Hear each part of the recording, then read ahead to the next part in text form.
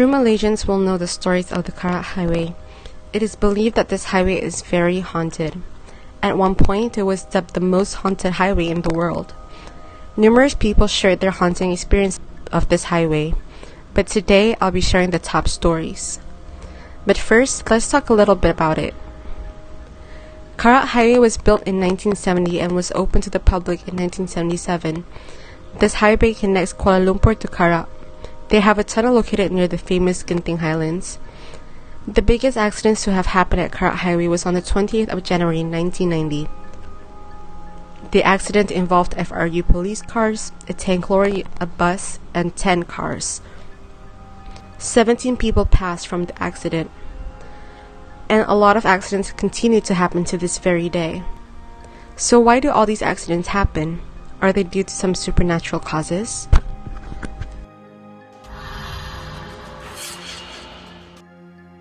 In 1990, there was a radio show where callers would call in and share their scary stories. That night was like any other. Until he received a phone call. Hello? Hi, I'm driving right now. I'm on the Karak highway with my wife, kid, and my parents. They're all asleep and I'm kinda sleepy. The host found it a bit weird but thought, okay, maybe this guy has a story to share and just have a weird way of starting the conversation. So they were talking for a bit when the caller sounded shocked. Wow, this story is going so fast. And then he went quiet. Hello, are you there? Yes, this lorry. It passed me just now, and right now I see it passing by over and over again. The host assumed he was just tired, so he said, Are you okay? You should stop and rest if you're too tired. Hello? The caller suddenly sounds alarmed. The lorry's behind me now. I think he's chasing me. All of a sudden, the host heard what sounded like a crash. Hello? Hello? Is anyone there? Hello? The caller answered. He sounded calm. Are you okay? What happened? I just got into a crash with a car that was going the wrong way. We fell into a ravine and everyone's dead. The host was shocked. This was a lot to process. Everyone's dead, including me. And the caller hung up. The host sat back in his chair and started to laugh. Wow, I just got pranked. That was really good. And he just moved on with his night. The next day, he was reading the newspaper, and on the front cover, it said that there was a crash on Karak Highway. A man, his wife and kid, and his parents got into an accident that was found in a ravine.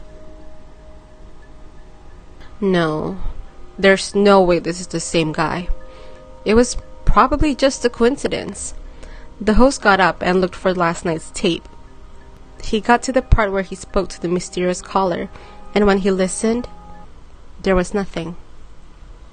For as long as the call lasted, there was just silence. The guy was on his way back to Kuala Lumpur and felt tired. Being the responsible driver that he was, he decided to stop at the side of the road to take a nap. A few minutes into his nap, he hears a knock on his window. He opened his eyes to see a child looking at him with wide eyes. The boy opened his mouth and said, Have you seen my mommy? Keep in mind that this was in the middle of nowhere, and no other cars was in sight. The man panicked and drove off. He looked at his back view mirror and saw the child running in full speed after him. He's screaming, Where's my mommy? Over and over again. To his relief, a police car chased him and asked him to pull over, so he did. He explained that the little boy was chasing him, and when he turned around, the boy was gone. The police warned him to not speed and just let him go.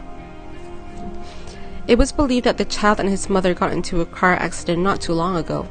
The mother, not wearing any seatbelt, was thrown out of the car. In the crash, there were glass shards in the boy's eyes, so people speculated that the boy couldn't find his mother because he was blinded by the shards. A husband and wife was planning to go back to their hometown. To avoid the traffic, they decided to go back at night. That night, the husband double-checked their car and they started their journey. Few hours in, the car started to malfunction and the engine died. The husband was more annoyed than confused because he made sure everything was okay before they started moving.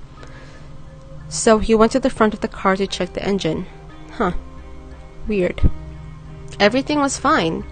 So both of them decided to wait for a car to pass by so they can get some help. 20 minutes passed and no cars. They checked their phones.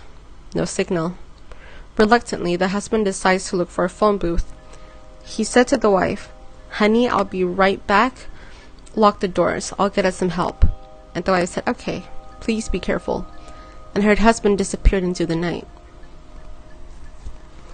Some time passed and her husband was nowhere to be seen. All of a sudden, she heard a thud on the roof of a car. And then another one. And another one. She was spooked but decided to stay in the car. About an hour or so, she noticed blue lights and a police car parked in front of her. She rolled the window down as the police officer approached. Before she could say anything, the officer said, "Ma'am, I need you to follow me into the police car. I will explain everything later. No matter what you do not turn around." Confused and scared, the wife got out of the car and followed the police officer to his car. At the last moment, she turned around and was shocked at what she saw. Her husband was on top of their car, decapitated. His head was on top of the roof and the body was nowhere to be found. She recalled the thuds she heard before. Is that what that was? The infamous yellow Volkswagen. It was believed that this car haunts whoever was on the Karak highway late at night. It was rumored to be seen since 1956, even though the Karak highway was built in 1970, so it's most likely this is just an urban legend. Locals believe that there was a woman who cheated on his husband, brutally murdered him, and stole his yellow Volkswagen. And his spirit drives around in the car, bothering anyone on the Karak highway. So legend goes, you would be driving on the Karak highway and see a yellow Volkswagen driving fast behind you. The Volkswagen will pass you, and once it's in front of you, it will slow down, as if it wants you to pass them. But whatever you do not overtake this yellow Volkswagen. Just keep driving until it leaves. If you decide to pass it, you most likely won't live to tell the story. What do you guys think of the stories? Would you ever go on the Karak highway late at night? If you guys enjoyed the stories, please leave a like and comment down below. I will be posting part 2 in the future. Thanks for watching.